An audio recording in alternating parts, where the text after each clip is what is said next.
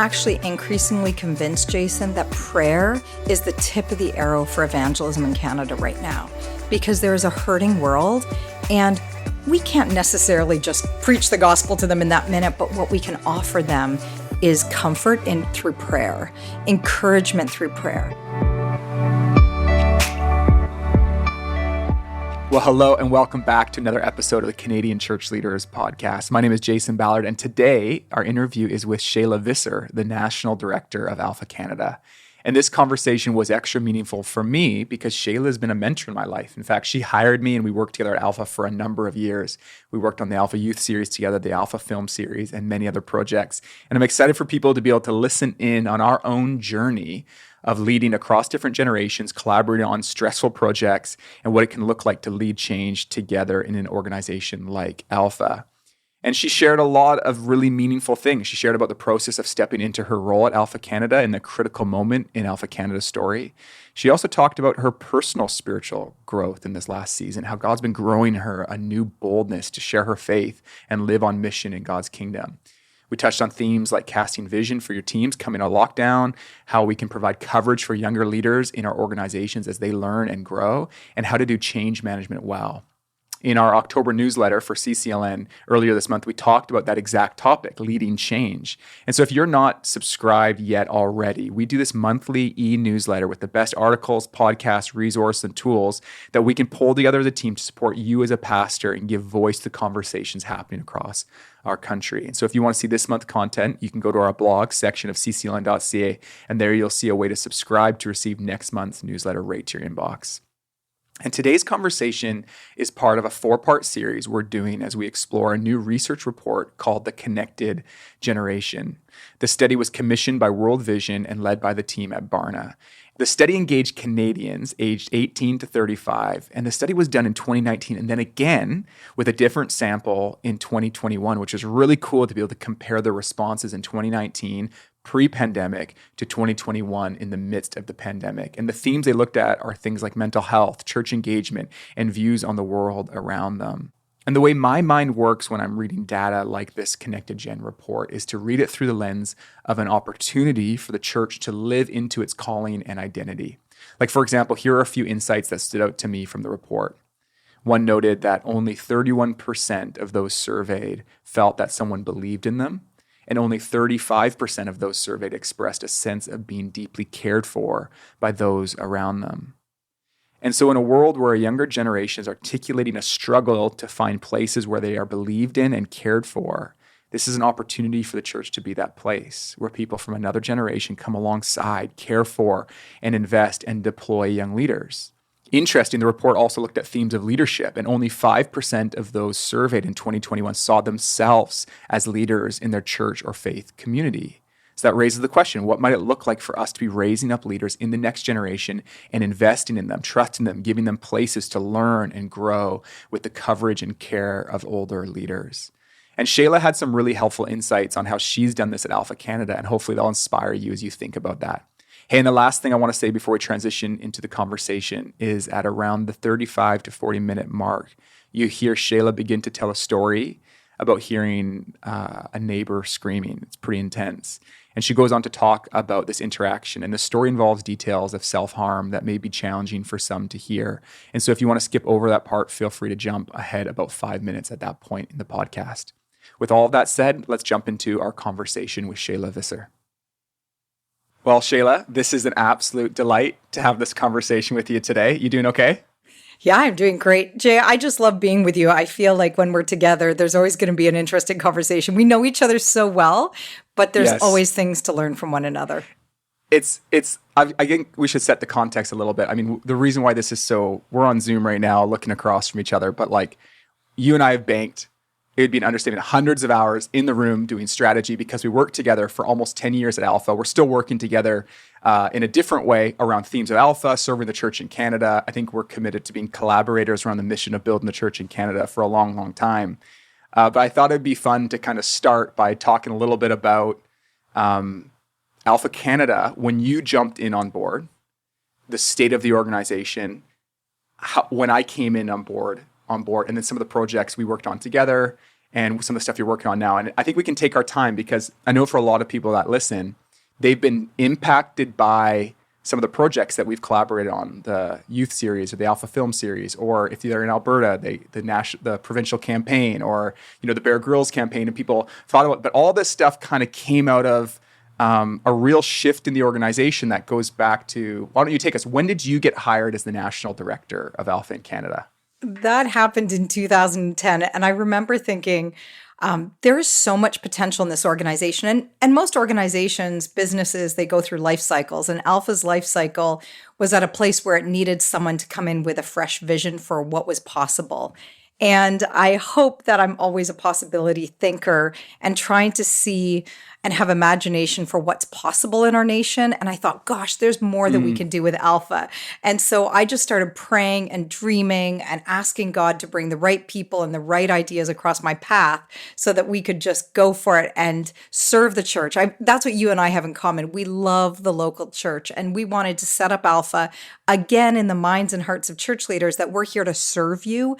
Whatever we can do to make evangelism easier and put it in your hands as a tool, we want to go for it. And I felt like that was the heart posture that I had, is how can we make more of this and how can we impact more people? And then I started praying for the right people, because I honestly knew I don't know how to get this done, but there are people out there that do. And God, please bring them across my path so we can figure this out together. And that's when you came along, and it was so good. Hey, Shaila, before you bring me into all of this, I do want to pause a little bit longer on just the nature of that moment you came into an organization, because for whatever it's worth, it's important for people to know that Alpha had a strong movement. Would it be in the 90s, would you say, that it kind of had its first big wave in Canada? Yeah, the early 90s or the mid 90s through the late 90s until about 2004, 2005. I became the national director in 2010. Yeah, so there's just a season of Alpha was still being used. I think it was fruitful across the country. But there's things and again, I hesitate to say some of these things because we know that the power is not in a brand, the power is not in contemporary media. But there's a sense by which it felt like some of the media, the language was lagging behind, and churches were asking for some resources that were more contemporary, perhaps. But maybe there's more going on. I just want to get a little more insight from you on, what does it mean to step into an organization at that moment where it's hey, there's tons of raw potential in here. There's a rich legacy of partners, but then also that legacy can sometimes be an obstacle for change. That's what I'm getting at, is you've got this incredible legacy, but you made a decision. I'm going to go all in because you see this. Talk about that change management journey. Talk about the potential you saw, because I just think there's a lot of leaders that are probably in a similar spot, whether they've inherited a church or a Christian organization or a ministry that they're trying to think, hey, it's had its success in the past, but now I'm responsible for bringing it to the future. That comes with tons of opportunities and challenges. Well, I think what happened, Jason, if I even took you back to the fall of 2009, and the board asked me to come in and talk to them about Alpha Canada and what I saw. And I don't know why, but I've always had this entrepreneurial bent as a leader that I see potential where other people don't. It's just God's gift. I have no explanation of why I'm able to see that. And so I went into the board meeting and I listed, I think it was 8 reasons why Alpha Canada still had tons of life left in it and why they should find someone to lead it. And I was at the time running Alpha in the workplace globally. I was used to working with business people. I didn't really think, oh yeah, this is for me. I was just guys, don't let this go. There's potential. So I think what it requires when an organization, a church, a charity, or even a business has gone through a life cycle and now they're maybe not at the bottom, but wondering, hey, is there more to squeeze out of this? I think the first thing we as Christians have to do is pray and ask the Lord, what's your will? Following that, the second thing is then we need to seek wise counsel. Do other people see what I see or what you see? And if there are people that see that, then that is kind of a confirmation, go for it. The third thing is, do I actually have a conviction that this should exist in the world? That this type of evangelism should be fruitful and multiplying in Canada? And Jason, because I'd seen the fruitfulness of it, I was like, what's changed? The culture hasn't changed where I think Alpha could work. The course itself needs a bit updating, but it's not actually not working anymore. And so I just saw potential and I just had to go for it. God and I wrestled it out, but I had to go for it because I thought, I think this could be very fruitful in our nation. There's no reason it shouldn't be. And let's figure out a way to update it so that churches could use it and find it really fruitful in their community. So I think it's that entrepreneurial opportunity that I saw, coupled with God's clarity and other people around me, that my conviction wasn't just my own insight, but was Holy Spirit and the community of believers around me. I joined the team a little bit after you took leadership, and I was a very young leader, and there's lots we can talk about that.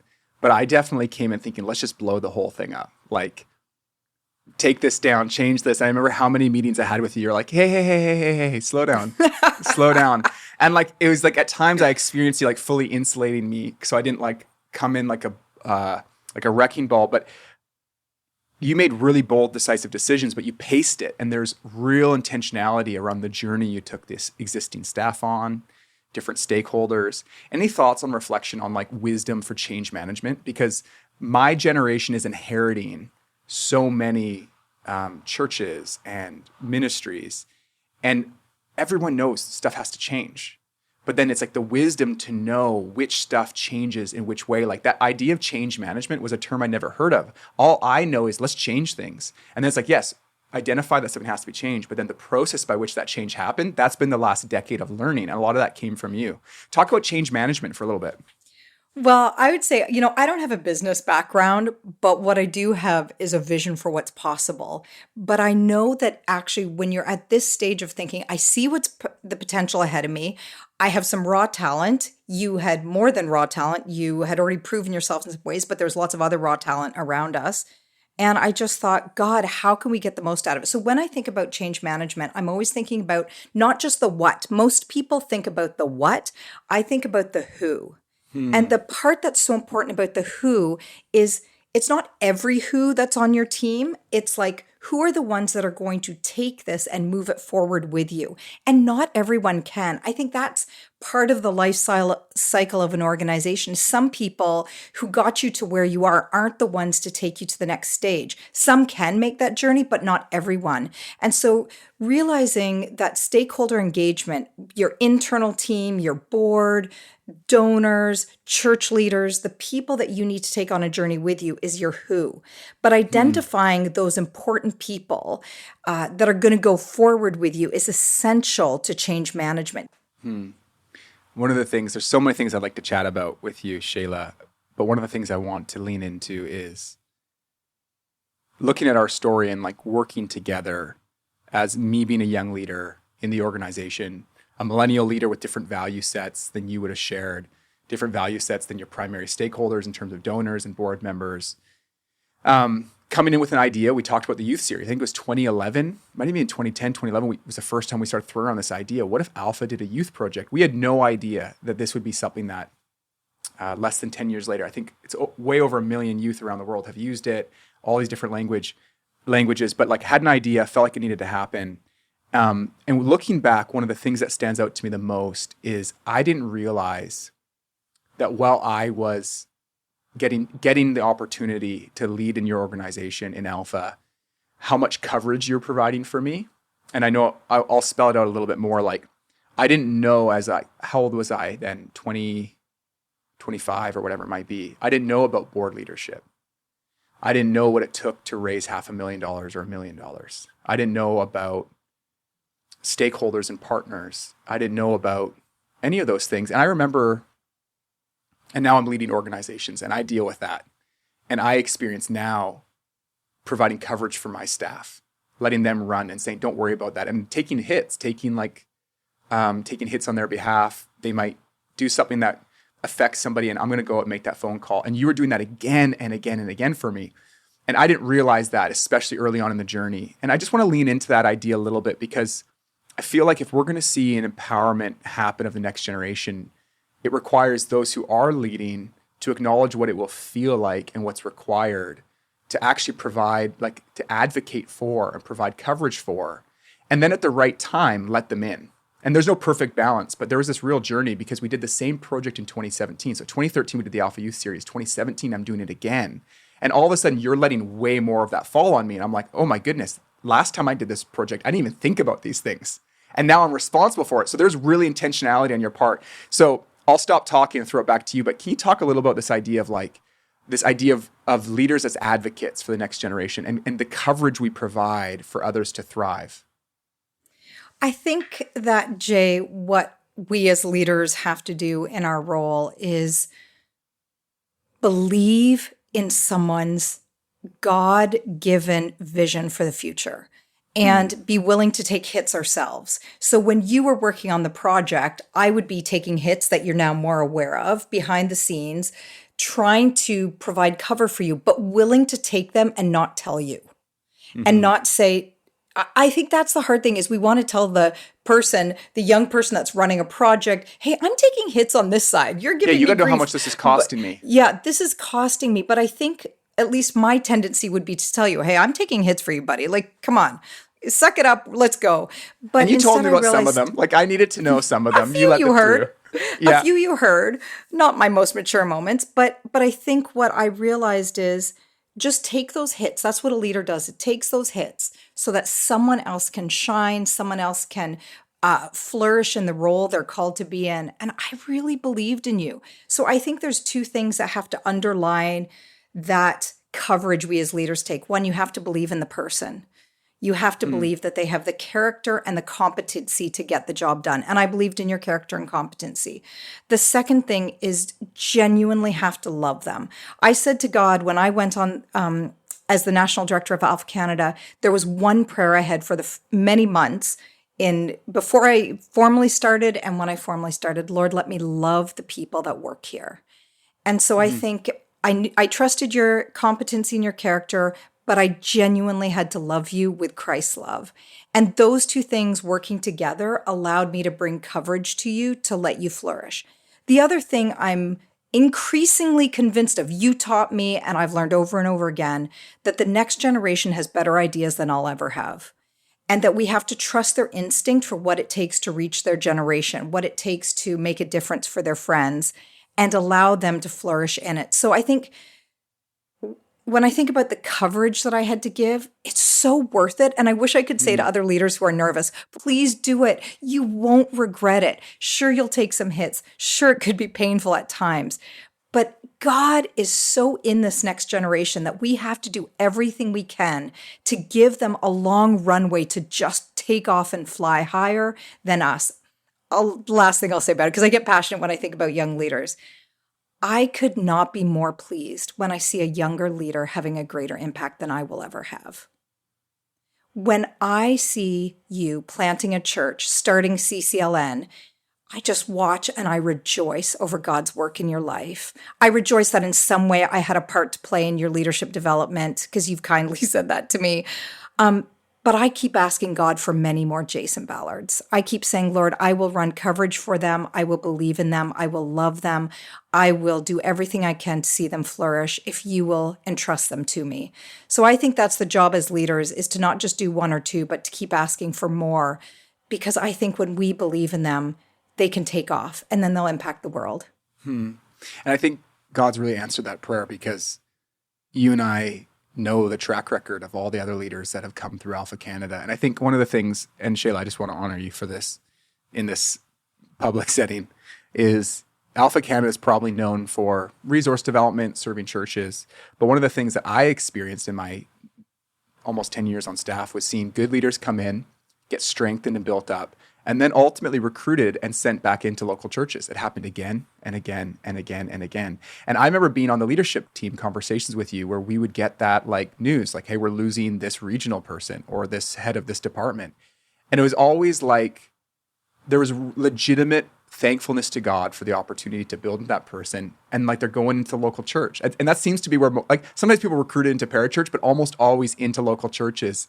And I feel like one of the contributions that Alpha Canada is making behind the scenes is investing in young leaders. I think that has to do with you, but also the whole team. Like, your whole team believes in that. And it's interesting because we're talking about this Connected Gen study. And one of the data points of the Connected Gen study is that only 30%, and this is 18 to 35-year-olds that were polled for this, only 30% expressed that they feel someone believes in them. So that represents 2/3 that don't.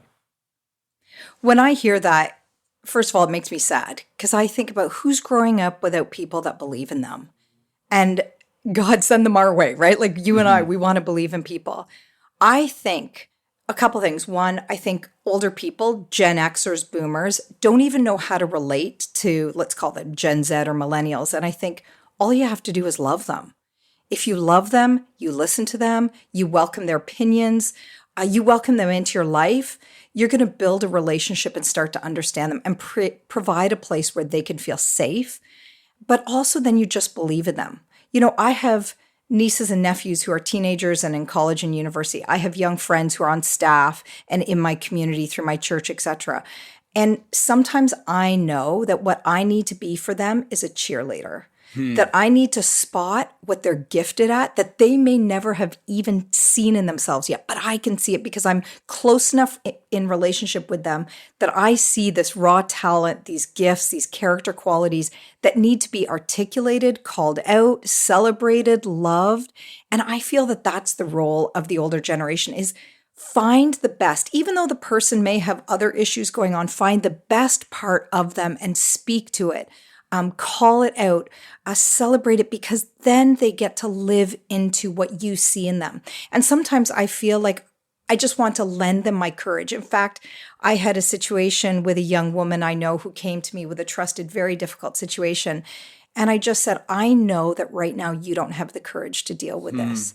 Can I lend you mine? Because I believe that you're strong enough to deal with this. I believe that God is with you.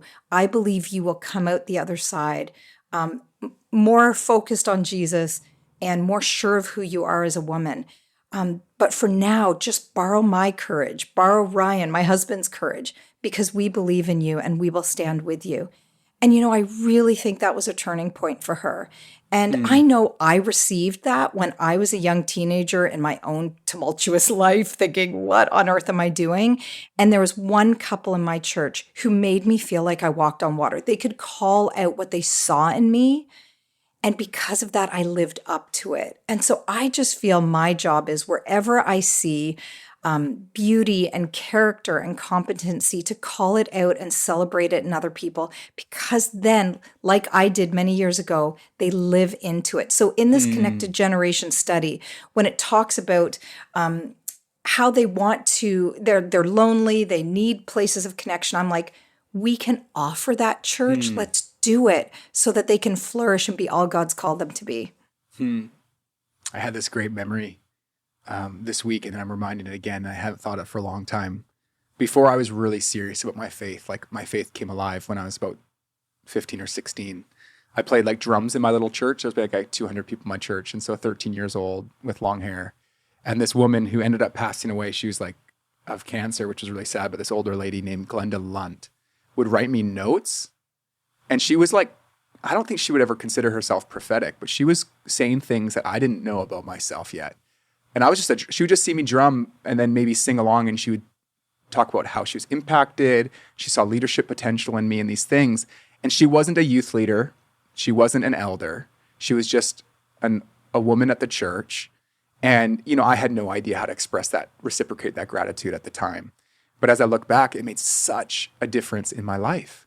And just so grateful to feel like not in that 30%, you know, or in the 60%. I'm of the 30% that said, I feel like at each stage of my life, and whether it was Glenda Lunt or Darian Kovacs or Ben Woodman or Bill Ballard or Shaila Visser, feeling like there was an advocate, a champion that saw something in me. And I agree with you wholeheartedly that this is like an opportunity for the church.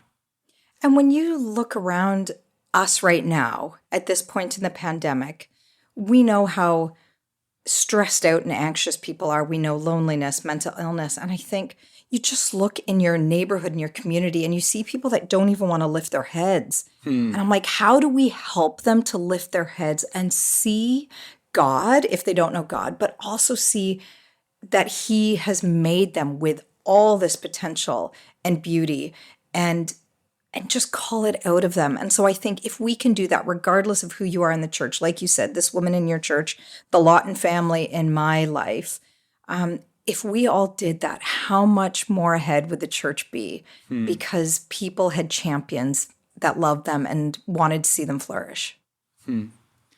Shaila, you've always been passionate about the Lord, passionate as long as I've known you, passionate about Jesus, passionate about walking with him, passionate about prayer, passionate about evangelism. But I feel like over the last maybe 2 years, and then in particular recently, like you've expressed and shared almost like a personal renewal, both in your interior world, your own like abiding with Jesus, and then that's overflowed into your exterior world. And I just love to hear a little bit about that journey you're on with the Lord, and then how that's kind of breaking into different parts of your world. I think my journey with God around evangelism in particular was what helped me break through around abiding. I realized I was running a national evangelism organization, and I myself was no longer passionate about evangelism. And it took me a while to admit it to myself and then to anyone else. But what had happened is I got so busy doing the work of Alpha that I wasn't living the life of Alpha, if that makes sense, living a life that's about neighbors and about friends that don't know Jesus. And it took me a while to admit it to myself and then to really go through the process of, Lord, why aren't I? What's going on in my heart and soul that I'm about running a great organization where I really want to be centered on Jesus and making his mission in the world my top priority. And as I did that, certain people God brings into your life. I got a spiritual director. I met Daryl Johnson in a great way that we became good friends. And I was just so impacted by a number of deeply Jesus people that made me want to know Jesus more and love him more. And so I just started pouring my life into reading the Bible, praying, abiding, and I just found myself in a richer place. But I also realized in that time, I just want to join the Holy Spirit, what the Holy Spirit's doing in the world. And so all of a sudden, this lackluster passion for people meeting Jesus just came afire. And Daryl Johnson would come and speak to our staff. And I remember he'd always say, "What do you want me to speak on?" I'd say, "Just make Jesus greater." If you just make Jesus greater in our work, evangelism will always happen, because that's what happened for me. I just fell in love with Jesus more and more and more. Even today, I was at my husband's uncle's funeral. So we were at the family funeral today. And at the end of the gravesite, I said to Ryan, we need to dance here because he is now alive with Jesus. And this is a wonderful example of why when we really enter into this abiding, everything in life becomes sweeter and more Jesus-y, if that's even a word. And so my life of evangelism became rooted in Jesus being greater in my life. And flowing out of that, I just wanted everyone to meet him. And so I said to him, I'll be available however you want to use me. And I always had a fear of being a crazy Christian, like one of those weirdos that is always talking about Jesus everywhere they go. And I had to get over that and just say, no, I'll be weird for you. And I know that sounds a bit crazy, but I like to have an image. I like to be a little put together. Yeah. And I just said, no, I'm willing to be really crazy for you. I'm willing to do the things that other people may not be willing to so that someone can meet Jesus. And ever since then, it's taken off. I just can't even explain it, how many people come across my path that I get to talk to about Jesus. I remember during the pandemic, I remember when the pandemic first hit and we were on a call together, like, what are we going to do? And it's like, are we taking Alpha online? How are we going to serve churches? And canceling all these in-person things like everyone had to experience. And then you took up the kind of, okay, we're promoting Alpha online. You're like, I think I should run one online. And just talk to me about that journey, because I was really impacted watching you go, like, I think you made tell me about, like, you made a list. You're like, I'm actually going to invite all these people. Just tell me about that journey. So I did sort of the typical list of, like, I've got 3 friends I'm going to invite to my Alpha online. And I called them and, or I texted actually one of them and I said, I'd like to invite you to Alpha, explain a little bit about it. And she said, God bless you. No, thank you. And I was like, yeah, okay, no. Like, and the first 3 people I asked said no. And, that kind of feels a bit discouraging. And then I said, Lord, I talk about joining you and what you're doing all the time. So instead of just my best list, I'm going to ask you, who should I invite? Anyone you put in my heart or on my mind, I will call and invite them. And so God started with this first woman, Christine. We went to university together 20 plus years ago. And I called her and she's like, I would love to. Can I bring some friends? So I was like, wow, okay, there's something about joining the Holy Spirit. This is really good. And I kind of went through this list and God kept giving me names. And do you know, honestly, 80% of them wanted to come. I couldn't Wow. believe it. Not all of them could because, time, I was dealing with Sure. different time zones because I wanted to invite friends from across the country. But then God told me, I want you to invite this friend. And the friend he asked me is the friend you never want to invite, or at least I never wanted to invite. Sure. Jewish, lawyer, one of my oldest, dearest friends. We've never talked about Jesus. She respects what I do. I respect what she does. But Jesus has not been part of our conversation. And I was scared to invite her and I didn't want to. And I kept saying to the Lord, you have this one wrong. And he kept bringing her name to mind. In fact, I didn't get another name except for hers. And so I asked my community group at church, pray for me that I'd have courage to invite her. The next week they gathered. Tell me that you've invited her. No, still haven't worked up the courage. Okay, we're going to pray again. You've got to invite her. Alpha starts Tuesday. Our community group was Sunday. I was like, I don't know how I'm going to invite this woman. And I mean, she's a really close friend. And then on the Monday, she texted me about something out of the blue. I said, fine, Lord, I got the hint. And I texted her the worst invitation you've ever heard to Alpha. It was basically like, I know we've been friends for 20 years. We've never talked about Jesus. You know I run Alpha. I want to invite you to come. I know you're busy. It's COVID. You're a managing director at a law firm, a managing partner at a law firm. You don't have time for like basically all the reasons I thought she'd said no, I wrote in the text. And she texted back and said, I can't believe after 20 plus years of friendship, you're scared of me. Of course, I'd love to come and check it out. And she came. Wow. And it was just such a great example to me about even me who runs Alpha Canada, who lives for this, that I have my own fears and insecurities that I have to say to God, please forgive me. I will be faithful. And so he just keeps showing me, Shaila, be faithful. I'm at work all around you. Trust me. Walk with me. All open doors. And he does every time. Some stories you and I have swapped that I love swapping stories about is when you're in situations, whether it's neighbors or someone you run into and you're kind of like, I don't know how to help in this moment. Maybe I can pray for them. And I think there's been a few times we've swapped stories about that. I'm thinking of one of a while ago, a neighbor that ended up in your home praying for them and recently entering in. I don't know if you want to share one of those stories, but I just think it's this powerful picture of like the way prayer ministry, which is a big part of Alpha, can actually break into the day-to-day life. I'm actually increasingly convinced, Jason, that prayer is the tip of the arrow for evangelism in Canada right now, because there is a hurting world and we can't necessarily just preach the gospel to them in that minute, but what we can offer them is comfort through prayer, encouragement through prayer. And so I've had a couple situations. We had a painter in our house who told me about a sad story. And I just said to him, Victor, I don't have anything to offer you. I can't help you in this situation, but I could pray. Would you be open to prayer? And he said, okay. And I said, have you ever been prayed for? He said, no. I said, well, this is what I'd like to do. I'd just like to lay my hand on you and pray for you. And he actually came towards me. I didn't have to walk towards him. He came a few steps closer so I could lay my hands on him and pray for him. And he cried.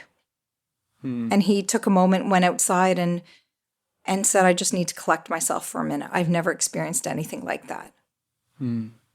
5 days later, Ryan and I on a Saturday morning heard screaming in our neighborhood. A young woman having, a mental breakdown, childhood trauma, very difficult things. And so Ryan's a police officer, so I always feel safer running into difficult situations if he's beside me. And Jay, I just feel like in that moment, I experienced the presence of the Trinity like I haven't experienced before. I can't explain it other than say that, because we came to the back door and there was blood everywhere because she'd been cutting herself. It was on her mother's shirt, who was trying to calm her down and was having no success, and it was on her. And we waited for a couple minutes while Ryan asked some very good, he's a professional, he knows how to ask good questions. And then I said, can I touch her? I just knew God wanted me to touch her. And finally, Ryan said, yep, it's safe. And I went and I sat with her, and Ryan took the mom into a different part of the backyard. And I just said, may I hold your hand? And she said, yes. And I held her hand and said, tell me your story. And so she told me through tears. And I then said, may I clean up the blood that was all over her face? and I got some things to clean up, and I just kept holding her hand as I wiped her clean, and I felt like I was the hands and feet of Jesus. And I just can't explain it any other way than to say God was so alive in me as I loved her. And then I asked her, can I pray for you? Do you have a spiritual background? And she said, well, I'm Buddhist. And lots of 30-year-old Caucasians in Vancouver are Buddhists. In Vancouver, yeah. Yeah. And I just said, I'm a Jesus follower. I call myself a Christian. I know God loves you. Would you be open to me praying for you? And she said, I'd love that.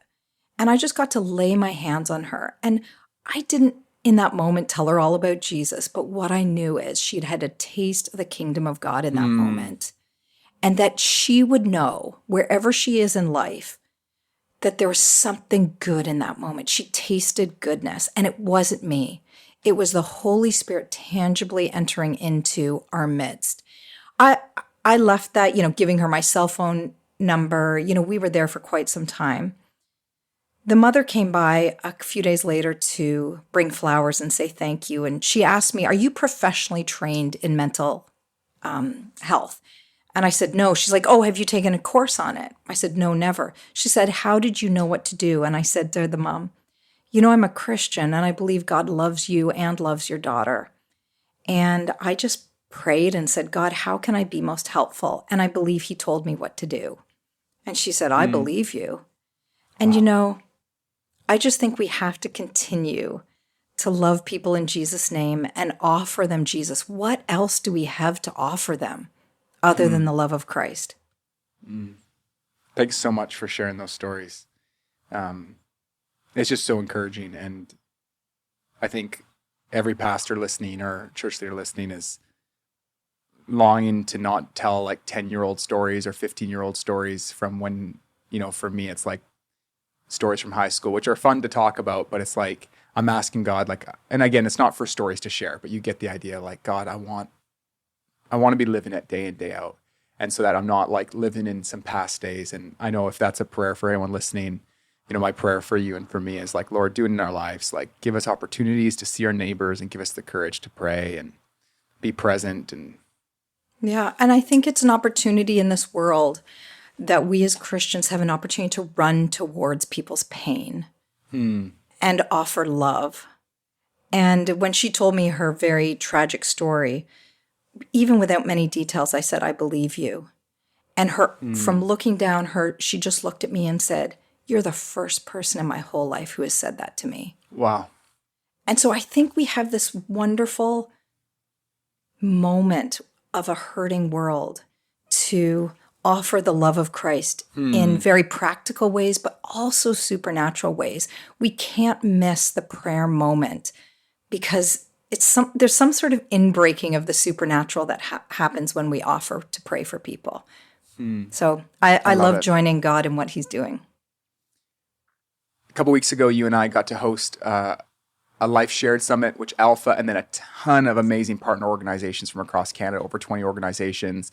And the purpose of the Life Shared Summit was actually primarily to share some data from a report that you commissioned with Flourishing Congregations about the state of evangelism in Canada, the church's perspective, what's happening. And I'd just love for you to share a little bit about the why behind the report and then some of what you learned, because it's really interesting stuff.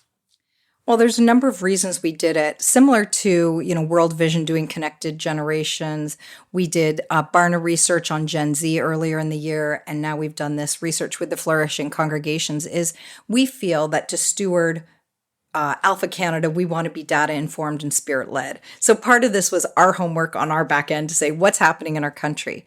But the second thing is that I really wanted to understand how church leaders across Canada saw evangelism, whether it was a priority, because I feel like there's a coming tsunami of opportunity for the church. Some of it is going to feel painful and weighty. It's not going to be easy, but some of it is actually a harvest like we've never seen. I have a deep conviction that in the next few years, we're going to see an onslaught of people coming to faith, and we have to be ready. And I wondered, is the church ready? What can we do to serve the church to be ready for what may be coming? Because the world is really hurting, and I think they're asking very deep questions. And as they do so, will the Christian church be there to meet them? or will be internally focused because we probably will have shrank. We will have experienced some level of persecution. And will we still, in those moments of our own pain in the church, be able to see externally? And so we wanted to know what was the state of evangelism in Canada. And so we asked 2,701 church leaders in all different positions within churches, filled it out. And it gave us some really helpful insight into what the church thinks about evangelism in this time. So give us some of the highlight, like some of the stats. I mean, it's a full report. We'll put the link in the show notes and make sure everyone knows how to get it. But it's just some stats that stand out to you because, in particular, I'm curious about the prioritization of evangelism. And then also there's some interesting data about the perspective on like, even if it's okay to evangelize with the purpose of conversion. And so just give us a window into some of the stats that came up. I think the first thing that was so surprising, well, I guess it shouldn't be too surprising, is that a lot of people have an allergic reaction to the word evangelism. You and I are using it freely here because we understand our own convictions around it, what it means to be participating in evangelism. But if you talk to my husband and his peers who went to Christian school and then went to Bible school, they have some hang-ups that are associated with methods. And so I think what we saw in this research is even church leaders have that. Like they're like, oh, I don't even use the word evangelism. I prefer this or that. So we don't even have common language in the church in Canada. But then 65% of pastors said that they have not prioritized evangelism in the last few years, nor do they plan on it. And I think we were surprised that the number was so high, given that there's a really hurting world that's become more apparent. So that was one. I think a second one that was a bit surprising is that youth pastors and children's pastors, 46 and 48% of these pastors think it's wrong to help someone convert to Christianity, for someone to put their faith in Jesus, to leave another religion, to become a Christian. And I thought that's really interesting. And so the underlying questions are, is that a response to the word evangelism? Is that they've been influenced by the culture around them? We didn't ask enough deep questions, but what we hope this report does is we put it into the hands of denominational leaders, diocesan leaders, bishops, pastors, and we say, we hope this will be a conversation starter amongst your staff to say, what do we want to define as evangelism? How do we do it? How are we reaching out? And what is the role of a children's and youth pastor? Is it to disciple the people that are in your church? Or does discipleship include evangelism? And it includes like a faith muscle that is always utilized when you're out sharing your faith, regardless of your age. And I think probably children and young adults and youth are probably way better at it than we are. And we need to equip them and help them. So I feel like this report is giving us some research that hopefully will spur conversation in the church. Yeah, it's really compelling. And again, we'll make sure that people can find that whole report. I just have one last question, and then anything else you want to share, we can make time for. But one thought I had is there's a sense by which things are opening up. And that's, as much as we talked about, there's token words like pivot or whatever. Now it's reopening, opening up. And it's like we're in this long tail. Like this isn't going anywhere. This season we're in of like some like hybrid, online, in person, all these different things. Like we live in this new world. But you're doing something unique, or sorry, not unique. You're doing something very common. It's not unique at all. Is you're regrouping your staff. Like there's this sense by which, okay, there's been like staff have kind of gone online or separated, or there's been responding to needs organizationally around COVID. And now it's like, hey, we're in this new reality and we need to regroup around a shared vision. I just want to, because you're just a leader I really admire and look up to. I want to know, how are you actively thinking about how to regroup and then point your staff for a vision into the future in this still turbulent, uncertain time? I think when we have our North Star on Jesus, Jason, every time, like if we can help the staff at Alpha Canada have their North Star as Jesus, the rest will be okay. Like we can do the kind of HR things we need to do. We can take care of people's mental well-being. We can make sure the vision is clear. But at the end of the day, the North Star has to be Jesus. Secondly, they need to hear a compelling vision. Is this worth giving my life to? And God has given me a vision for the next 3 to 5 years that is shared amongst our leadership team.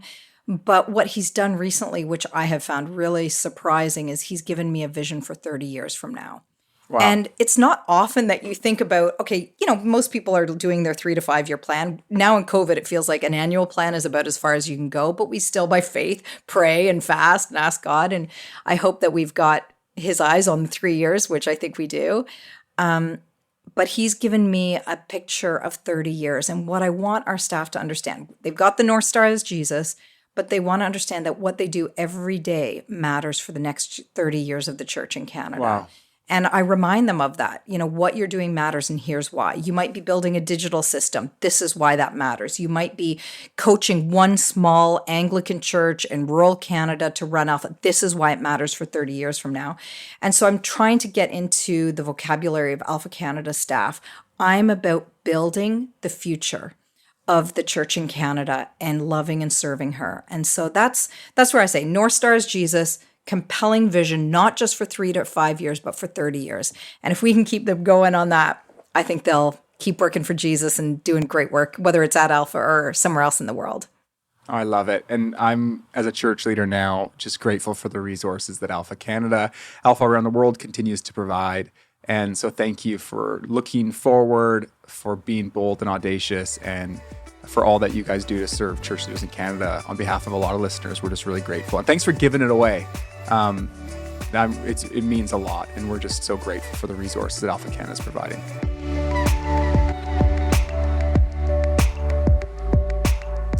Well, huge thank you to Shaila for the time invested to be with us today. I love that conversation. And I hope you've benefited from the insights that we've been able to share from the Connected Generation report. You can access the whole report to read the data we shared and a ton more. The link for a free download can be found in the show notes to this episode. Next week on this podcast, we have Francis Chan. And many of you will know him from his books like Crazy Love, Letters to the Church, and he recently released a new book called Until Unity.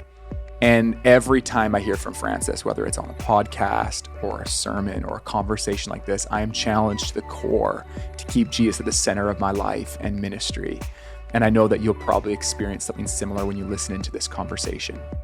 Hey, lastly, the work of the Canadian Church Leaders Network is fueled by financial partners who share conviction that investing in the heart of pastors is one of the best ways we can see transformation in Canada. People from across Canada and around the world who desire to see a vibrant, courageous, and multiplying church in Canada have come alongside to make this work possible. And we're full of hope and want to serve and support pastors in the work they do. So this podcast, our Church Leaders Incubator, we launched this last fall, events, gathering, resources, all of that is funded by the generosity of people like you. So if you want to be part of this work, we'd love for you to join us and become a regular partner. You can head over to ccln.ca/partner to learn more, and you can reach us with any questions at contact@ccln.ca. That's all for today, and we'll see you very soon.